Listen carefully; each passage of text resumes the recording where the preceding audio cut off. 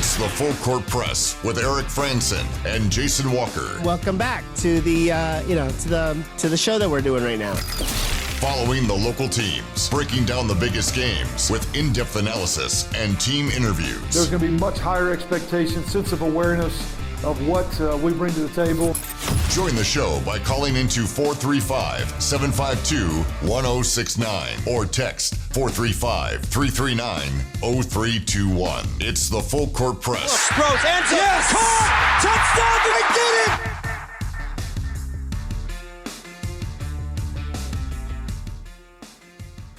Happy Monday, everybody. Welcome on in to another edition of the Full Court Press. Eric Frandsen, Jason Walker here with you, taking your texts, your phone calls, reactions to what happened over the weekend. Utah State football with a big win over Idaho State. Busy and interesting night throughout Region 11 high school football. FIBA World Cup, the Americans do not medal. Very disappointing finish.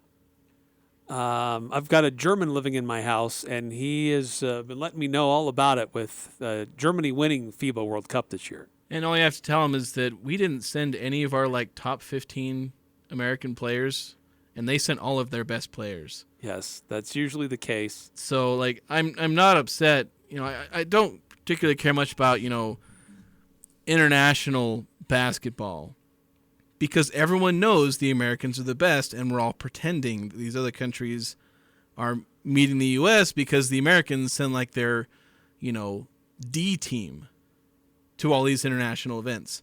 Every time we've collected our best... I don't know if I'd call this a D team. Maybe a B team. Walker Kessler makes the B team of American players. Paolo Banchero. Yeah, the Rookie of the Year. Yeah, Anthony Edwards. Is the Rookie of the Year your... 17th best player in America? No. Seriously. That's why, obviously I want the Americans to win, and it's nice, but that's the thing. If our D team were the one to win the World Cup, yes, it would show just again how much America is better than everyone else. Like I said, every time we've assembled our best players, we kick the teeth out of every team we face. Yes, the Olympics tend to be a different animal. Usually the best NBA players want to participate in the Olympics. Or at least more of them. Right, at least more of them. That wasn't always the case. A few Olympics back, they got embarrassed, and then they had the Redeem team, and then they've been pretty solid since then. FIBA, it's do I really want to go do that? The best players usually take the summer off, and it's a great opportunity for other NBA players to establish themselves, get some international play, and play on an international stage. But yes, it's not the best players from the NBA, from America, participating, whereas these other countries, it is. Those are their best players, and there was a lot of NBA talent in the FIBA World Cup. I don't know why more NBA players don't take it a little bit more seriously, or at least the organizing committee tried to press a little bit harder to get some more legitimate NBA talent. And I think the American team probably could have won and played better if they would have just played defense. They didn't seem very interested in playing very good defense. Yeah, and it bit them. They were good enough to win the tournament, and they didn't because they, didn't play as hard as they could have. It was the coaching, players just not executing, a bunch of different reasons. They had enough talent to win, enough talent that they should have won. Yeah, they just couldn't get stops. Yeah, they didn't do what they needed to do. A couple texts coming through. We will spend time talking about other things beyond just FIBA basketball. 9315 texting in. I learned we have plenty of good depth and shifty speed at USU. What do we learn about running backs this season? Got some dang good, shifty running backs. Guys that can make people miss. They did it against Iowa, and they did it a ton against Idaho State. Like I said, I lost track of how many broken tackles, how many, Idaho State defenders put their face mask in the dirt because they missed the tackle so badly. So, and Devon Booth is probably the best of all of them in terms of his shiftiness and making people miss, but Faison and Briggs both had some pretty good ones as well. I mean, Briggs had one where he, went around the edge and then outraced 3 or 4 defensive backs to the end zone. It was such a lopsided run that Fili Puli'olo was celebrating a touchdown before Briggs had crossed the 50-yard line. So That's how good some of these running backs are for the Aggies. Yeah, it looks like a good stable right now. Is it on par with the last time Utah State had 3 really, really dynamic, solid running backs, which would go back to, what, Robert Turbin, Michael Smith, Kerwin Williams? I don't know if anything 2012? will ever touch that. That was a pretty incredible trio. Because like all 3 of those guys were 1,000-yard plus, guys. Each one of them could have been all time, and each one of them, if they had their own space to roll, would have been like the all-time leading rusher. But they all happen to be there like the same time, and they just all go like their 1 year. Yes. To be super dominant. But it's been a while since there have been 3 solid running backs in the stable. Yeah, we've had 2 a couple of times. You had Thompson and Bright, who are both pretty solid. And obviously go back to Williams and Turbin and Smith. But yeah, it's only a handful of times you've had 2. Nice that you have 3. Yes. 7241 texting in, international soccer far greater than international basketball. Yeah. I'd agree with that. Sure. Yeah, it's on a global stage. Yes, international soccer is a bigger deal. Yeah, it's a bigger deal, and I think it's just, I don't know. I think it's better on a number of ways. The passion, the level of talent. Yes. It's not so lopsided toward one country. And everyone, you have a term for club and country in soccer. Like they take that seriously, both of those. People take serious pride in playing for their country. How many stars sat out for their country? Not just the Americans. Like, who's the best player from the NBA that actually played for their country in FIBA? Because Giannis, Jokic, Giannis sat, most of the great Jokic American sat. players. Some of them were on teams that they just, they didn't qualify. Shai Gilgeous-Alexander, If probably one of the best players who participated. If that's your best, that's kind of a little sad. Yeah, like Jamal Murray sat. imagine a World Cup where Messi and Ronaldo and just like all the top like 20 players in soccer just don't play because they don't care, because they'd rather play for their club. That's why international soccer is better, because the players actually care about playing for their country. Yeah, that's true. It was an exciting night on Friday in high school football. Don't forget, coming up here in about 10, 15 minutes from now, we'll be calling out that bread and butter play of the game for the Skyview football game.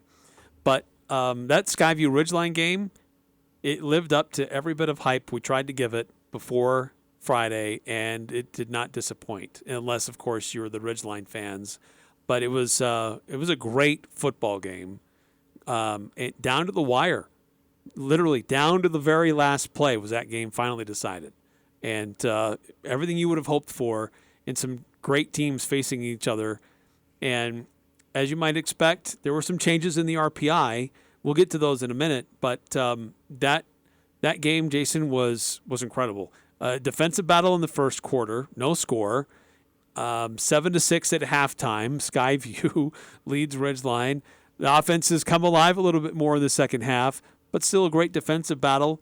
Ridgeline, they score late. They execute an onside kick. They got maybe an opportunity to get down close enough to kick a field goal to win, but Skyview makes a great defensive stop and ends the game. Yeah, it's perfect. Just absolutely thrilling. It's not so much these 50-40 games where the only excitement is just in, okay, who scores next. It's guys on both sides of the ball making plays. And then obviously you get an onside kick. Whenever there's an onside kick recovered at the end of the game, it's absolutely spectacular. It makes things like 1,000 times more exciting. Because those things fail like 99% of the time. So it's just really exciting to see all that going down to the wire. It's everything you want. Probably one of the better high school games we've had here in half a decade. I remember a Mountain Crest Ridgeline game was probably the best game I ever went to, and I think that was back in 2019. But it's just these close, down to the wire, last-minute scoring, last-minute chances to score. It's perfect. We do have that video archived on CashValleyDaily.com if you want to go back and watch it. The other game that was close, which we thought would be a defensive battle and proved to be that, was Mountain Crest and Green Canyon. Mustangs at the Wolves. Green Canyon came into that game the number 1 team in 4A with the RPI rankings, and both teams did kind of struggle to move the ball a little bit, But in the end, it was Mountain Crest coming out on top, 14-10. Yeah, they get a couple of on the road. Yeah, you get a couple of touchdowns, and if you can get that many, you have a chance against Green Cane because their great defense is going to hold most, if not every team, to 14 or fewer points, but their offense struggles to get to that mark. So Mountain Crest gave themselves a chance by giving themselves a couple of scores, and then at that point their defense takes over and is able to hold Green Canyon down. So great job by the Mustangs there, and proving that you can't overlook them. Skyview and Ridgeline, when they play Mountain Crest, they're not going to be able to overlook the Mustangs. A game we thought would be a little bit more competitive certainly was anything but that. I think hoped is the better term. Yes. Logan at Bear River, two teams looking to kind of figure some things out and move forward with their programs, both with relatively new head coaches, one in their second year there, another his first year there. But this was all Bear River all the time, and they started early and eventually let up a little bit at the end, but they jumped out quickly. Yeah, and it's a little hard for Bear River to let up because they're such a such a small team. At 4A, they didn't have too many backups to throw in there, so they just have to play this conservative, running clock and all that. This, I hoped it would be competitive for Logan's sake. Unfortunately, I kind of feared that something like this would happen, just because Logan, they're already young. They're already lacking really good talent in the trenches. They're developing a lot of guys there, needing to develop and get bigger. They're playing 2 or 3 freshmen as starters, and then they also had one of their best players get injured, Reed Olson, two-way guy, impact defensive end and impact tight end. So and they're missing their starting center too. So you took away a lot of what they had in the trenches from a team that's already kind of weak there. And they couldn't get the ball to their playmakers. They couldn't get a stop on defense. They came close to getting some stops, but then they'd give up 4th down plays. Eventually Bear River was just able to do whatever they wanted. That's kind of what I was afraid of, because I was afraid Logan was going to be, this team they're trying to rebuild their program, but sometimes when you rebuild a program, you hit rock bottom. And I was afraid that Logan was going to do that, and they may be on their way there. There have been times where they've showed resolve in the face of being a rock bottom, like against Timpanogos, where they were getting worked over, but they showed a heart in the 3rd and 4th, and I think they showed a bit of that against Bear River. But this is a team that might just need to suck it up, play as hard as they can, and for some of these guys, try and start working toward next year, which is a horrible thing to say because there's seniors on this team, and you don't want to write off their senior season. No. But it's just... No, but certainly a team that's had kind of a yo-yo season. Yeah. Tough games in there, but then they've had some opponents who looked like they were able to figure a few things out and take advantage of some opportunities, but just did not work that way at all. Yeah. In Garland. I think the trick is that Region 11 is just too good right now. For where Logan is, for how many injuries they have, so that they're playing so many sophomores, freshmen. I think their leading receiver in that game was a freshman. So it's just so hard for such a young team to be putting in this much effort. But just everyone else in Region 11 is reaching kind of a peak for where their program is. Mountain Crest going up peak, Bear River, they're going up. Skyview, they're, Ridgeline, they're all playing at their peak. And Logan's here maybe doing a bit of a dip as a program before they maybe go on their peak. And it's just they're meeting Region 11 at the wrong time as a program. 50-6 was the final score in that one. By the way, I know we've received a number of messages over the weekend about the Mountain Crest Green Canyon game. I've had some conversations with our broadcast crew.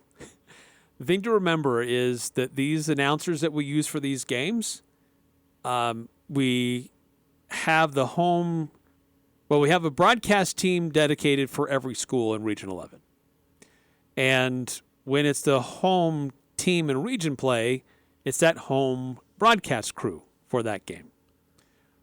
We have a new broadcast crew for Green Canyon, and for the last month, they've been very excited to call the games for Green Canyon. And despite my reminder before the game to be impartial in your broadcast, they got a little caught up in the post-game situations that were going on with Mountain Crest. I've talked to them. It's a teachable moment, but I know there's been a number of Mountain Crest parents and fans maybe a little bit overreacting, but I understand it was not their intent. They kind of got swept up in the emotion of it, but they have been talked about and talked to, and we've had some discussions. But just keep in mind, when it's a home game, it's the broadcast crew that usually follows that team who's going to call the game. Yeah, we're only human. Yes, I do what I can to remind everybody, look, remember, you're calling it for both teams, but they are going to be more familiar with one team over another. Just try to keep that in mind. So that's where But I also should say, I learned some things today, too, that there were some things going on in the student body that were not cool. And so there's a little bit more understanding as to why Mountain Crest acted the way they did after their game. So let's keep it classy, and let's just enjoy the game. Yeah, that's the thing. We need to be excited, but don't be mean, don't be toxic. That's, I don't know. We've had a couple run-ins around here with that, but largely, I feel like there's usually good interactions. And I don't think you're just reacting to this. I don't think you and I have had much of a discussion about I do not know what you're talking about I'll in the have to talk to you slightest. about off the air. Yeah, I was going to ask you because I have no clue what you're talking about. I was at the Logan game. Yes, I don't know what you happened were. in these other games other than what I've since looked up, and I guess I forgot to look up the ending of Mountain Crest Green Canyon. But look, there were, as you might expect, a lot of changes in the RPI standings after this week. Last week it was the inaugural release. More games get played, and so there's going to be changes. But instead of 3 of the top 4 rankings belonging to Region 11, now 4 of the top 4 rankings all belong to Region 11. Goodness gracious. Skyview goes up to number 1. They're undefeated. Park City's undefeated as well, but they fall out of the top 4. They go to number 5. Green Canyon only moves down a notch. They're at number 2, despite their loss to Mountain Crest. Ridgeline at number 3. And Mountain Crest jumps up to number 4 with that big road win at Green Canyon. Yeah, on the RPI, being able to beat, the number 1 team, that's going to launch you. And, yeah, certainly did. Because obviously it's that opponent's win percentage and opponent's win percentage and all that. And that's probably what sent Park City down, is they probably had the opponents they faced probably just all had a bad week. Just went like combined. Yeah, that 0 can and happen 4. to the ratings. Yeah, and that can tank you, which is so I'm not as huge in, I think RPI works, but there are some frustrating wrinkles in it. They can kind of hurt good teams that are good teams because when you watch them, but the computer can't pick it up with what's being fed into it. By the way, Bear River at 13 and Logan at 19 in the rankings released over the weekend. Isn't about that where Logan was last week? Seems like Logan was about that same spot, so I don't think Logan moved. Bear River was at 14. Did they move? So they would have moved slightly up. I think they moved slightly up, and Logan might have moved slightly down. I can't remember exactly where everyone was at last year. I want to say Mountain Crest 11, Bear River around 14, Logan at 18 or 19. So I might have it written down in my notes from a day or two ago. The website I was trying to look at would refresh like it's supposed to. I'd have it Okay, there. yeah, so this is what I wrote. So I wrote in my notes. Yeah, so it was, last time it was Green Canyon 1st, Ridgeline 2nd, Skyview 4th, Mountain Crest 11th, Bear River 14th, Logan 19th. Okay. So Logan didn't move. Bear River barely moved up. Mountain Crest gets launched. Yes, big leap for the Then- Mustangs. Then a small drop for Green Canyon, small jump up for Skyview. Yeah, so exciting week for throughout Region 11. By the way, speaking of RPI released today for girls volleyball, and similarly, Region 11 strongly represented high in these rankings. Green Canyon coming in at number 1, Skyview at number 2, Ridgeline at number 9. So you've got 3 Region 11 teams in the top 10. Mountain Crest is at 17, Bear River at 21, and Logan at 23. Yeah, really strong in the top. Region 11 has always done really well in volleyball. I don't think Green Canyon's necessarily been up there a ton. Skyview and Ridgeline have tended to dominate. I think Green Canyon was really good last year too. So, but you still good representation for Region 11. They'll have multiple title contenders, once the playoffs hit. So, and Green Canyon and Skyview certainly among them. Same thing with girls soccer in the latest there. Green Canyon number 1 in girls soccer in the latest 4A rankings. And there's some distance between them and the next Region 11 team. Take that back. Ridgeline is number 2. Can overlook There's some distance there. Some distance. Those are close. And then there's a gap. And then there's Mountain Crest at number 9, Logan at 11, Skyview at 14, Bear River at 18. So that's the latest in the RPI for girls soccer. We talked a little bit about that Skyview football game earlier. And if you were listening to the game, at the end of the game, Hurricane John Newbold and Rex Davis will call out the Old Grist Mill bread and butter play of the game. If you recall what that was, you can call in now, 435-752-1069, and the first person to correctly identify that will award them with 4 loaves of free bread from the Old Grist Mill. For more than a decade, Integrity Home Health and Hospice has been changing patient lives, outcomes, futures, and now we're changing our name. Integrity is now proud to be called Aegis Home Health and Hospice. Aegis, A-E-G-I-S. At Aegis, we're dedicated to compassion, character, and trust. We will ensure you experience the difference as we meet your home health and hospice needs. I'm Melissa Fieser. Our team promises to go above and beyond with compassion and care. Call us today, 435-723-9000, or find us online at myaegis.com. Adams Wealth Advisors is proud to announce that they've been named as one of the best financial advisory firms in the country by USA Today. Start maximizing your wealth potential with a team of experienced advisors who specialize in working with high net worth individuals. Let Adams Wealth Advisors help you achieve your financial goals with a personalized approach to investment management and planning. For more information on how Adams Wealth Advisors can help you achieve your financial goals, go to adamswealthadvisors.com. That's adamswealthadvisors.com.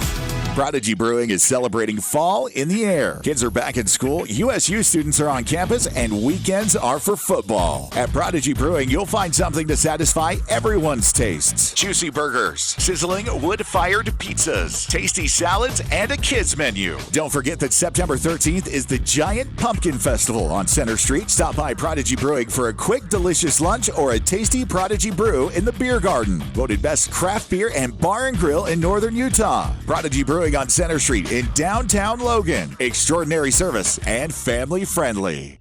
This is Two Pros and a Cup of Joe. The NFL and CBS announced that the Super Bowl this upcoming season will be shown on Nickelodeon. If your kids are refusing to want to watch the Super Bowl, don't worry. They're going to have to watch it now. Yeah, throw it on Nickelodeon. Where are you going, slime. Just like, what are we doing here? Two Pros, LeVar Arrington, Brady Quinn, and a Cup of Joe, Jonas Knox. Weekday mornings from 4 to 7 on Sports Talk Radio, 106.9 FM, 1390 AM. The Fan.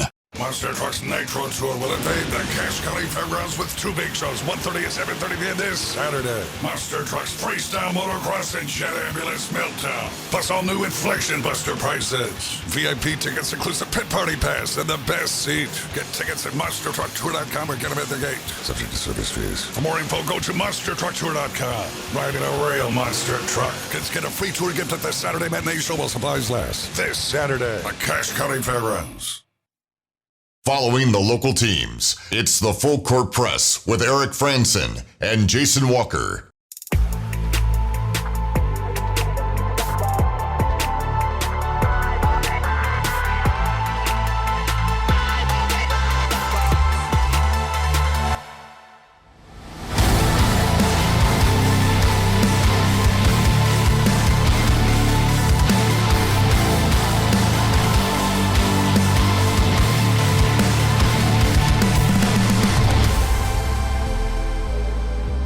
Wow, the phone line was hot today. I know, it was great. I think we had, five callers, and unfortunately, First one was calling like before we even went to break. As soon as we started calling for it, it's like, bam!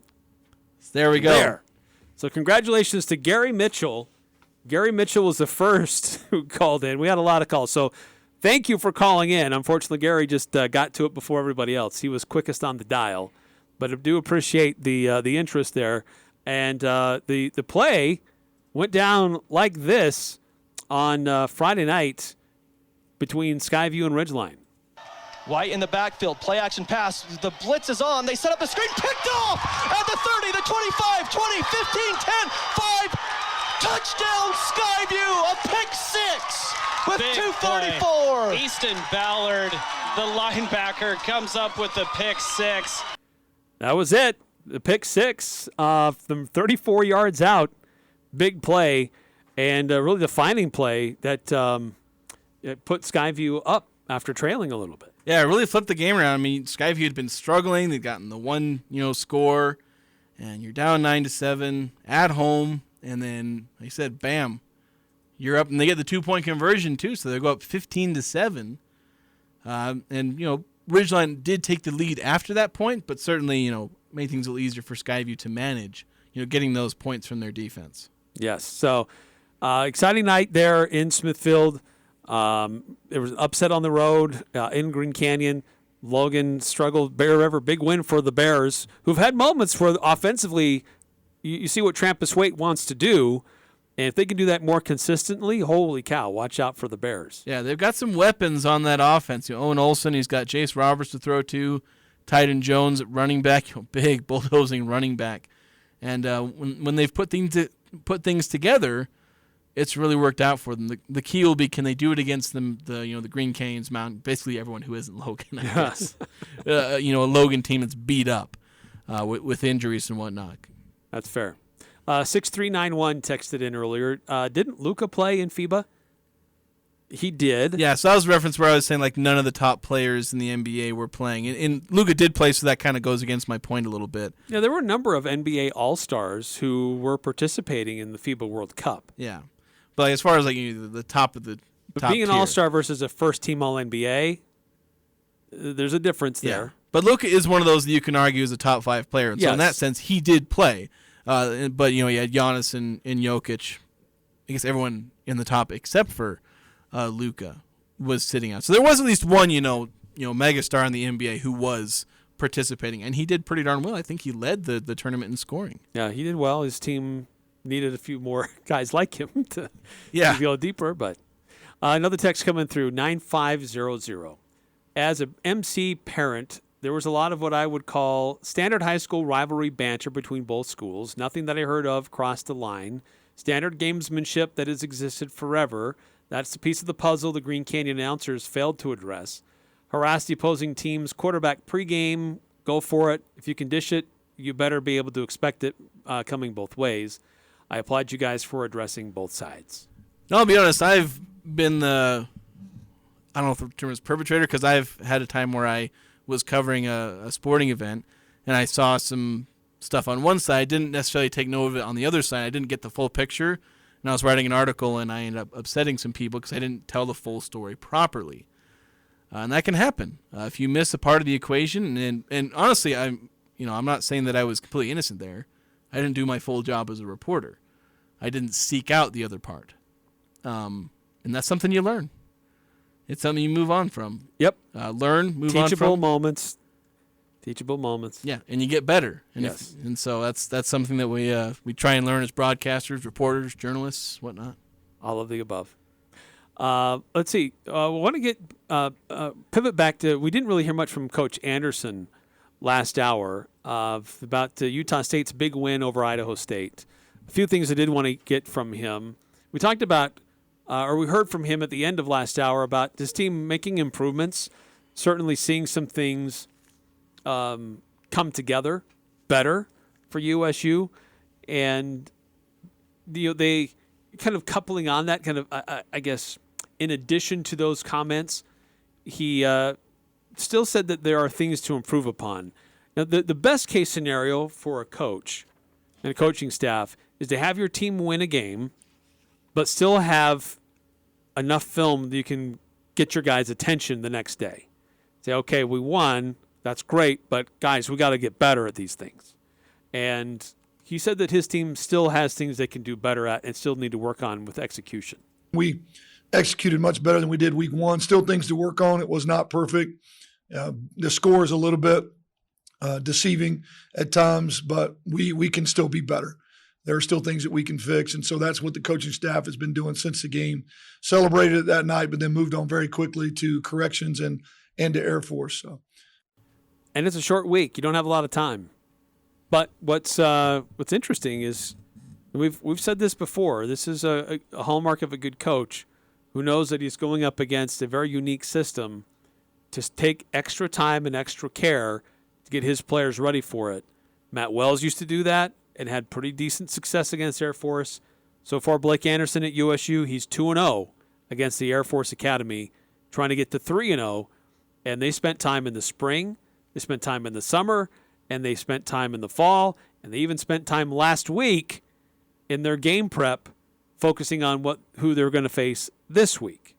Yeah, being able to prepare well, and I think piggybacking off what you said before, the clip there is just, the ideal scenario of having things to, like you said, having things the coach can point out you need to improve on. And I think I would build on that saying is if you have something that you can praise your team and criticize your team for. Yes. And they had that against Iowa, too. There were reasons to praise the team, but there were plenty of reasons to criticize, and Anderson gave him an earful the entire week, I'm sure, over penalties and other mistakes. And this week, he's going to give him an earful over, some of the mistakes that they made. There's some on defense. There were, probably a handful on offense, few as they might be. And he's going to be in their ear over them, along with praising them for, you guys done put up 78 points. I'm proud of you. But there's also going to be plenty of things that they'll try and improve on. Then preparing for this Air Force, but it's completely different from most of the rest of college football, and it's where these service academies have found their niche as they play. And there's other teams beyond some of the service academies that find their niche in playing a more unique style of football that catches people off guard and makes them uncomfortable. And when you make other teams uncomfortable, you can exploit things. Anderson tries to do it he does it with tempo, where he's a bit unique in his offense. He tries to make teams uncomfortable with tempo. Air Force does it by running a very good, triple option. Yeah, it's been one-score games. And the two times Utah State under Blake Anderson have faced Air Force, 34-27 last year, 49-45 2 years ago. And Coach Anderson just says that this is a team that you have to prepare a lot for. And we'll get into more Air Force stuff through the week. But this is a team that's already spent a fair amount of preparation on Air Force to date. We know what that presents. We've got to get ready quickly to travel, and that is always difficult. But then when you put the triple option football, the style of play that they have in all three phases, just how well coached they are, how many few undisciplined mistakes they make, how they run the clock, shorten the game. I mean, this is a huge game for us. You'd love to start out Mountain West Conference play 1-0, and we know what that's going to take. So we're working hard to get ready and going to go hopefully improve yet another week, continually improve, get better, play our best ball when it matters most on Friday night. Yeah, Friday night game, 6 o'clock on CBS Sports Network for USU. And this is an Air Force team that's been pretty solid defensively, not allowing a lot of points in typical Air Force fashion, not scoring a lot of points, but always an interesting challenge for Utah State. The mantra usually is if you can get up early on Air Force, it's tough for them to get back into it. But that hasn't always been the case with USU. They always seem to be track meets more often than not between these two teams. Yeah, mainly because they've just really struggled to stop Air Force. You get this form, and it predates Blake Anderson, to be honest, where Air Force runs for 2 yards on first down, 3 yards on second down, and 18 yards on third down because they run up the middle twice, and then they do a sweep around the edge. Their third and long play is a toss sweep. And somehow it works. And it's somehow as effective as throwing those out routes and over the middle routes that most teams would run on third and long.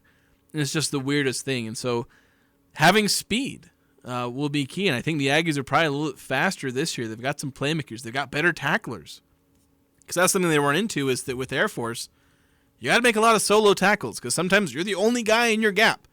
Because with the option, it's like, well, we can pitch the guy out there. We'll run it up the gut. Whichever has the fewest players running around, that's where we're sending the ball. So you've got to make your tackles.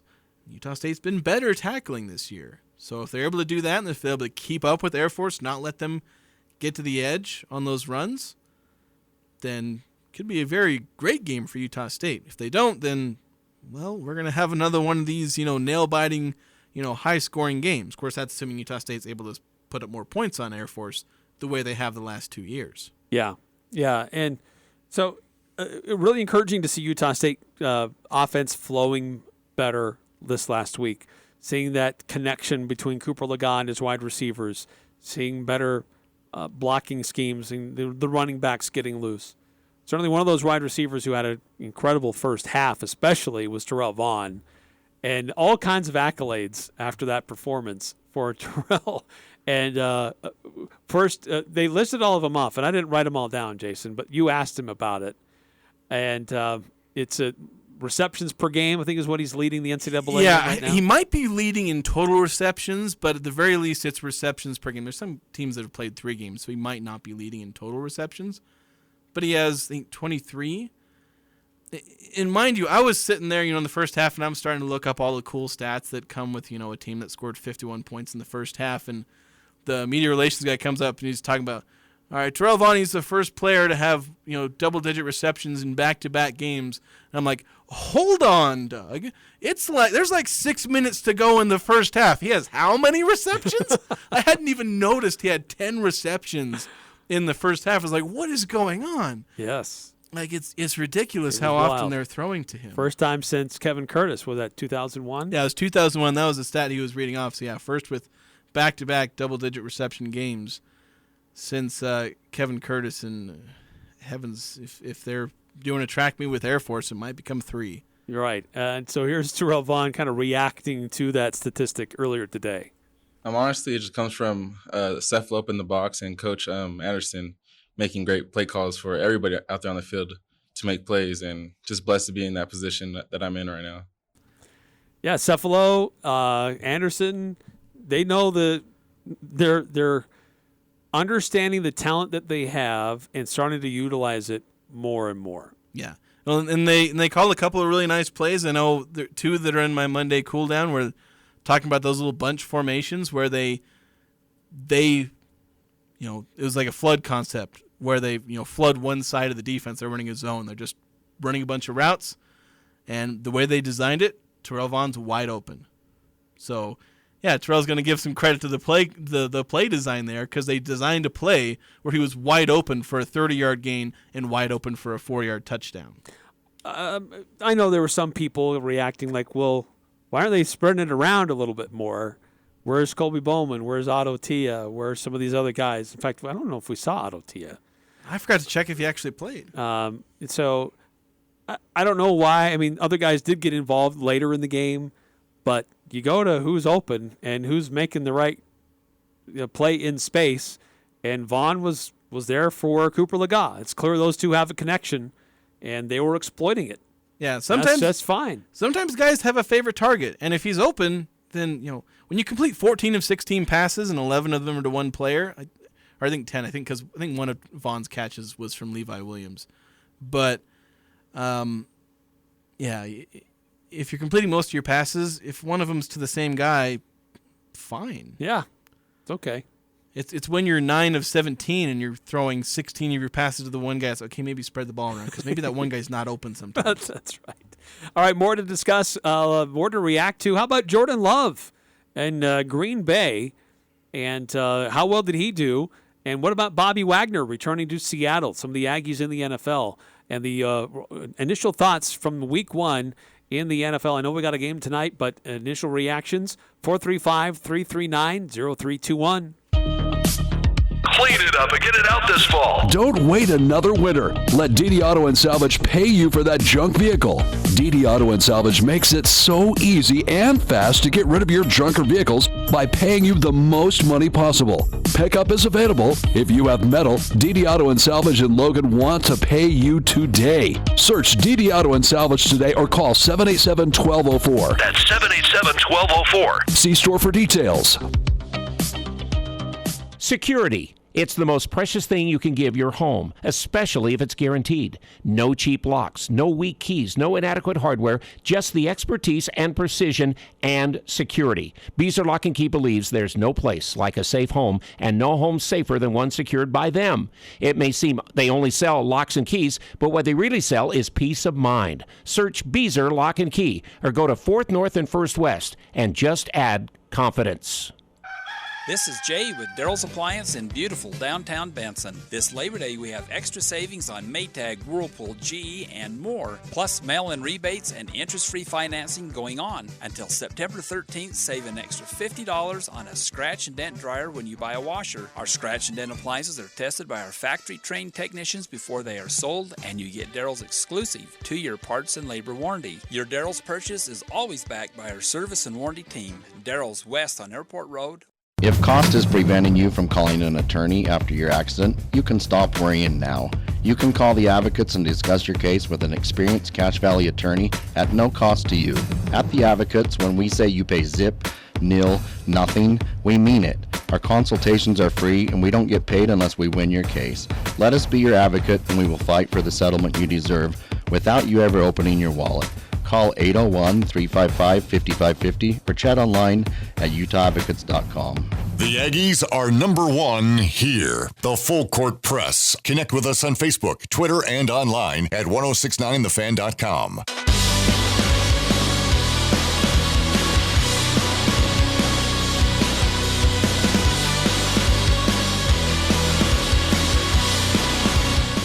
Valvoline Synthetic, Valvoline Max Life Oil. Those are the oils that your engine loves. Go get them. Valvoline Instant Oil Change. They're quick, clean, and easy, how it should be when it comes to getting your oil changed. And they're open 7 days a week, 695 North Main in Logan. Well, the NFL Week 1 will finish off tonight. But let's talk about some of the games on Sunday. Certainly one that had a lot of Aggie fans paying attention. Jordan Love, and not just Aggie fans, a lot of people throughout the NFL paying very close attention to the new era in Green Bay with Jordan Love under center. 245 yards, 3 touchdowns, who was sacked once, but very solid performance for Jordan Love. Looked very calm, very comfortable in the pocket, made some great reads. And once again, Green Bay continues to own the Chicago Bears. Yeah. I saw a transfer deed of sale from Aaron Rodgers to Jordan Love. There you go. It still owns the Chicago Bears. So, yeah, I mean, the only minor complaint you have is, he was 15 of 27, so it's only about 55 completion percentage. But, you go for 245 yards, 3 touchdowns. That's certainly good enough for Jordan Love in his debut, and, the offense gets, 38 points. So, yeah, it's about as good as you could have hoped for Aggie fans and Green Bay Packers fans, unless you were hoping he was going to throw like 40 times for 400 yards and 6 touchdowns. But you can only ask for so much. Yes, that's right. Bobby Wagner left Seattle for a minute and then went back, and dude has not lost a step. 19 tackles. 9 of them were solo, had 1 tackle for loss. Unfortunately, in a losing effort, Seattle loses to the Rams, but wasn't because Bobby Wagner wasn't giving it his all. Yeah, certainly did. They had 19 tackles, man. Dude racks up tackles. Incredible. And how about this? Devin Tompkins getting some play with the Tampa Bay Buccaneers. 2 catches for 10 yards. And he was targeted 3 times as Tampa beat Minnesota 20-17. Yeah, and serving as their primary kick returner, punt returner. Returned 4 punts for 29 yards, 1 kick return for 23. So he's entrenched himself on that roster with a consistent role as a special teams guy, returner, and as a guy who's going to get in for a handful of snaps, get a couple of targets per game. Yeah, so very exciting for Devin Tompkins. So, good weekend in the NFL for some former Aggies. We'll continue to track down some of the others. I know Dallin Levitt was in for about 5 snaps for Green Bay. I don't know that he got any He's usually in at special teams, and then with it being a bit of a blowout, probably got maybe a couple snaps at the end there at safety, his technical listed position. Yeah, I don't see that he got any record. Oh, he did get 1 tackle. He did record 1 solo tackle. Yeah, so he has a bit of a role. It's just a smaller special teams / reserve safety role. Yes. So that was your some of the key Aggies that are performing at a very high level in the NFL. Jordan Love, Devin Tompkins kind of breaking through. Bobby Wagner definitely performing at an extremely high level. Always fun and exciting to see how well they do there. Let's do this. We're going to take another timeout here in the Full Court Press, and when we come back, let's see how well we did in trying to predict the future. The results of Pick 6. Jason had 3 lines. I had 3. We had a tiebreaker. We'll see how well we did. Coming up next here on the Full Court Press.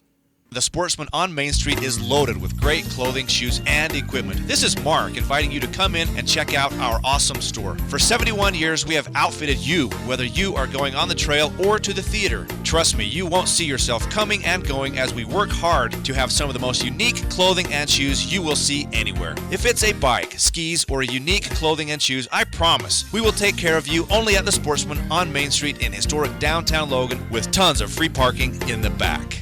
This is Ryan at My Mattress. My brother Travis and I opened our first store here in Logan in 2010 by Big 5 Sports. Recently, we opened our second location by Red Balloon Toys. We carry the world's best beds, IntelliBed Purple, Tempur-Pedic, and Sealy Posturepedic. And yes, we are the ones that tease Lewiston once in a while. We're 6th-generation Cache Valley family, and chances are that you or your neighbor have bought a bed from us, and we value that more than anything. Come into the North or South My Mattress today and sleep better tonight. Isn't it time to sleep exceptionally? Hi, this is Gene Needham of SC Needham Jewelers. I would like to welcome all USU students back to Logan. Perhaps this is the year you'll get engaged. Thousands of Aggies have shopped our store over the past century. We are Utah's oldest jewelry store. My children, Sylvan, JD, Elizabeth, Stuart, and Stratford represent our 5th generation of jewelers. When choosing a ring, visit our website at scneedham.com or simply visit our store in downtown Logan, where Utah gets engaged. SC Needham Jewelers, middle of the block at the sign of the clock. Imagine your wedding day. Elegant, simple yet stunning, stress-free. It's your day. It's all about you. Whether you're looking for small and simple or have a grander idea, the Riverwoods Conference Center will accommodate your every need.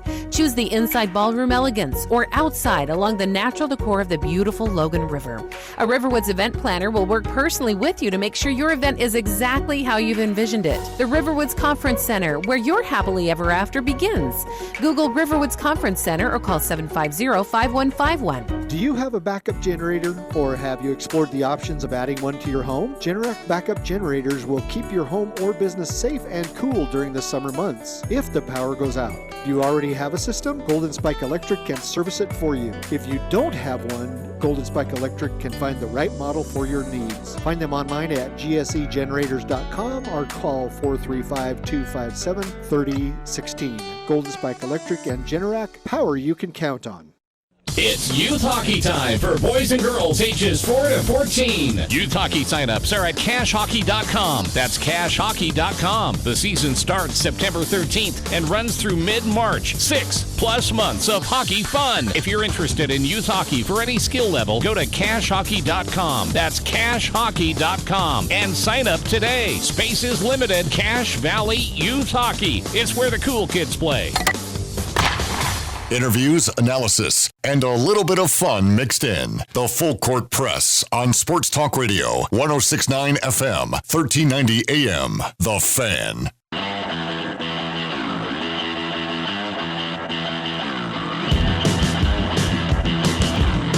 Eric Frandsen, Jason Walker. Before we get into Pick 6, a number of texts rolling through. We need to get to those. Always appreciate the listener feedback. 435-339-0321. 5879 texting in. You guys are forgetting it's my favorite soundbite week of the year. Troy Calhoun. Bring out the vampires. Did he say anything zany yet? His press conference is tomorrow. We have both checked that. Yes. In anticipation. So we'll have whatever sound he says tomorrow. Yes. I haven't gone through and listened to anything in previous weeks.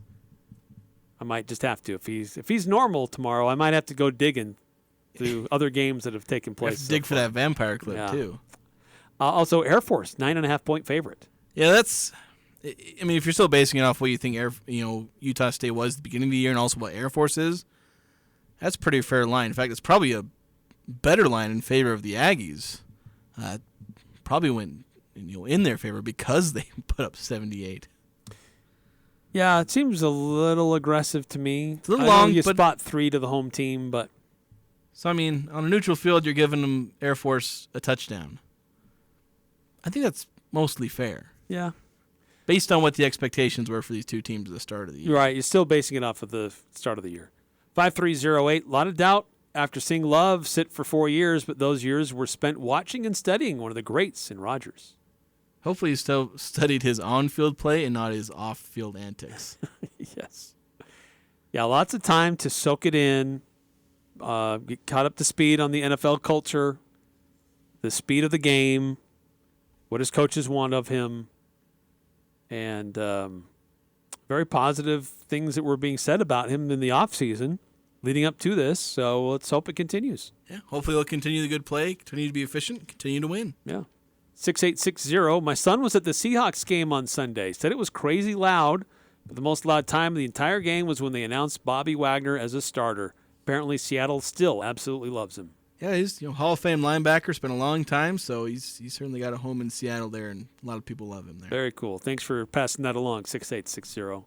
Well, let's see how well we did in trying to predict the future, Jason. Pick 6. We do it on Thursdays, and you tally it all up, and on Monday we reveal how well we did. All right, so let's go through this. We're going to start with my lines because that's at the top of the page. So I had points scored in Ridgeline Skyview. I set the over/under at 68.5. Oh. We hit the under. It was under. I'll just say that. Hit the under. You took the under. I took the over. So you're up 1-0. We had who leads Utah State in rushing? Briggs, Booth, Faison, other. Was Briggs. Had 101 yards. Faison was close. We both picked Faison. He had 96 yards. Booth had 83 or something like that. And then, so we're both missed on that one. So you're still up 1-0. Jordan Love passer rating in the season opener. 98.5. I took the under. You took the over. His pass rating was 123.2. Excuse me. There we go. So he beat about. Yeah, those touchdowns really helped. Yes. Then you had Shai Gilgeous-Alexander points against Serbia. Over under 25.5. We both took the over. He had 15. Ooh. So we both missed that one. So you're up 2-0. There's only a couple of lines left. Then you had Jordan Love yards against Chicago. Over under 215. You took the under. I took the over. He had the 245. So I got one back. Uh-oh. Then we have sacks by Idaho State. Over under 1.5. I took the over. You took the under. Idaho State officially recorded 1 sack. 1 sack. So that's that. Woo! And you're dang lucky because I had the tiebreaker. So you won by the skin of your teeth there. Ultimately, and what was our tiebreaker? It was combined score with Green Canyon Mountain Crest. You set the over/under at 25.5. They combined for 24. So it was 14-10. It's close. It was close, and so I took the under. You took the over on that one. So close, but you get the 3-1 win there. Nice. Not Very the greatest good. week for me. I missed 5. 5 out of 7, and the 1 doesn't count because it's the tiebreaker. Yeah, in case you missed it, we mentioned it earlier, but Germany ends up winning the FIBA World Cup. They beat Serbia, which I don't think anybody saw that coming with no Nikola Jokic in there. But Germany is the gold medal winner. Serbia wins silver. And I think Canada won bronze, didn't they? Canada won bronze, right? They beat Team USA in overtime. And Walker Kessler got some run in that the bronze medal game. Played about, 10 minutes? Had about 6 points, 7 rebounds. So he got a little bit more play and more action.